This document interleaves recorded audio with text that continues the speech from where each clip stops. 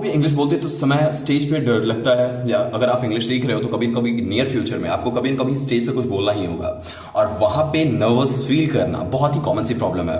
Now इस video में मैं कुछ ऐसे टिप्स देने वाला हूं जो आपके स्टेज फियर को पूरी तरह से दूर कर देगा, and it will make you a confident speaker. Now have you ever felt like your heart is completely racing just before stepping on the stage? Like stage fear, one of the most common problems that everyone faces. Now, even the best speakers face this problem.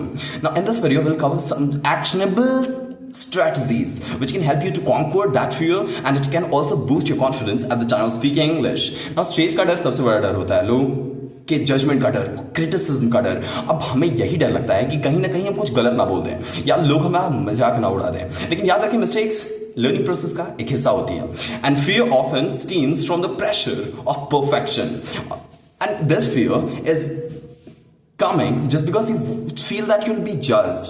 People worry that they'll make mistakes and people will laugh on that. But here's the thing, everyone makes mistake and they are part of a growing as a speaker.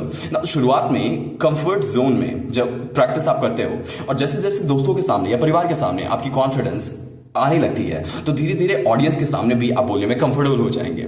Start by practising in a familiar environment, whether it's a small group, it's a small group of friends, it's a group of your family which can support you at the time speaking, and it will help you to build confidence. Make sure if they don't criticize you, you'll feel that the world is good and you'll feel good about at the time of speaking as well.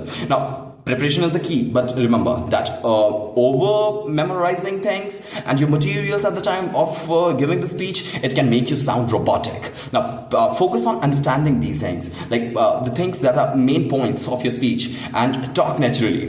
This will not only reduce stress and it will also keep your delivery engaging. Stage पे जाने से पहले अपने speech को पहले से अच्छे से prepare करना चाहिए, लेकिन याद रखना चाहिए पूरी स्पीच को रटने की जरूरत नहीं है, बस मेन पार्ट को समझिए और नेचुरल तरीके से बोलने की प्रैक्टिस कीजिए, इससे आपकी परफॉर्मेंस और बेटर होगी। नाउ विजुअलाइजेशन टेक्निक एक अच्छा तरीका होता है। विजुअलाइजेशन टेक्निक से का मतलब होता है, इससे आप सबसे पहले तो अपनी नर्वसनेस बहुत बहुत बहुत बहुत कम कर सकते हो। स्टेज पे जाने से पहले इमेजिन कीजिए कि आप कॉन्फिडेंटली बोल रहे हो चीजों को और लोग आपकी बातों से बहुत इंप्रेस्ड भी हैं। एक पावरफुल तरीका है अपने दिमाग को प्रिपेयर करने का। Now before stepping on the stage, visualise yourself delivering your speech confidently. Visualize yourself that people are clapping just because you gave a speech. Now audience is responding positively on what you're saying. Now this tip will help you to get calm your mind, and it will also boost your self assurance.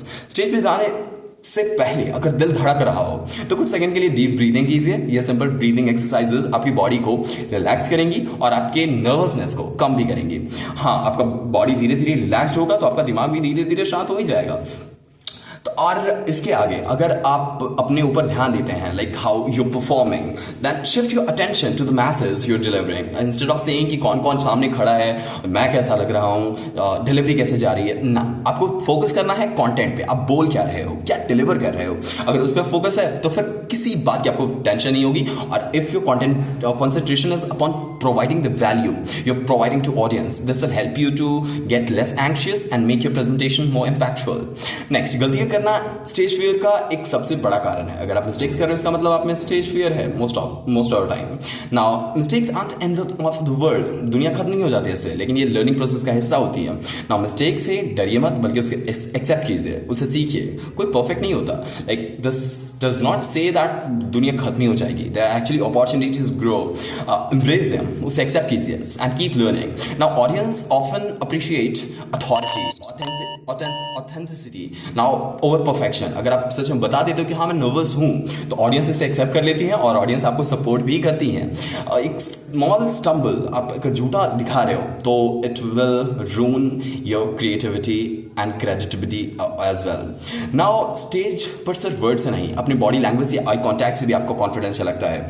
Now audience से eye contact करने से आप के gestures को natural बताती है ये चीजें। Now closing your speech is a powerful statement and inspiring quote, it can leave a long lasting impact on what you are saying. Make sure your last word is really impactful and memorable as well.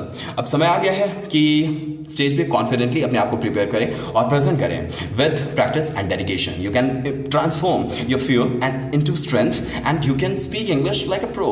तो इन today's session we covered essential techniques that can help you to manage your stress fear, stage fear, I mean. And it can also help you to build confidence. Remember, it's all about practice, perception, preparation and right mindset. There's nothing more than that. अगर आपको ये video helpful लगा हो, don't forget to subscribe this channel, hit the bell icon to get latest updates from Vision Spoken English.